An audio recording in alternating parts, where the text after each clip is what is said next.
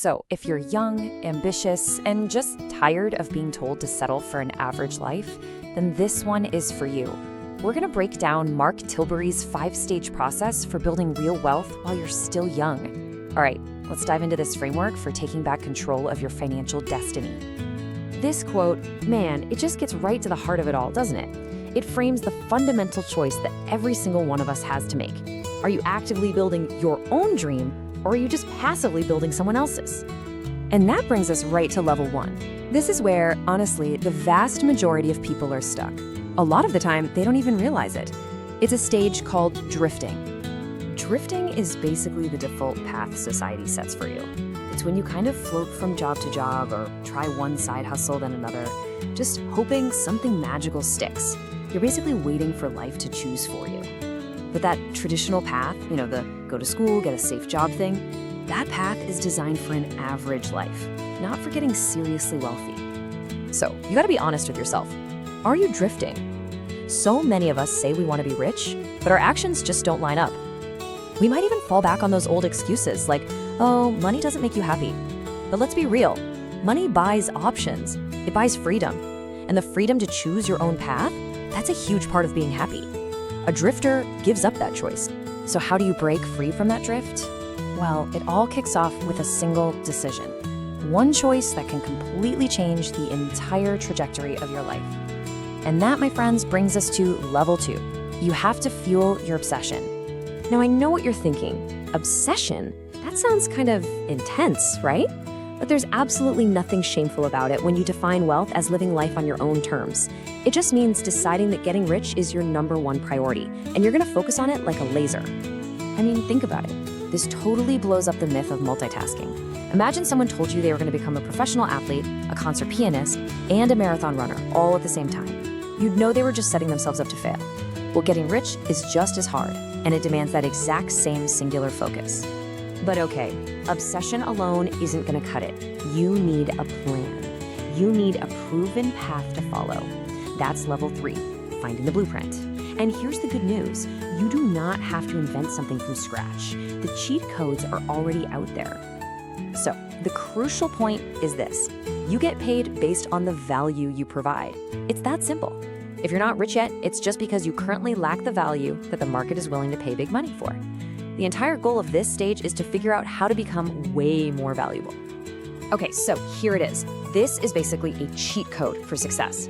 You don't need to reinvent the wheel. Find someone who's already crushing it in a field you're interested in and figure out their exact pathway. Mark Tilbury tells the story about how he got a job in a model shop, not just for the cash, but to learn the entire business from the inside out. He became a sponge, soaking up the blueprint. That allowed him to skip all the common mistakes and fast-track his own success. All right, so once you have that blueprint, it's time to execute. It's time to close the gap between where you are now and the expert you're learning from. This brings us to level 4, the acceleration phase. But I have to warn you, this phase can be absolutely brutal. A lot of successful people look back on this time and call it their lonely chapter. It's this super isolating period where you're grinding so hard you feel completely disconnected from your old friends, but you're not successful enough yet to connect with the mentors you admire.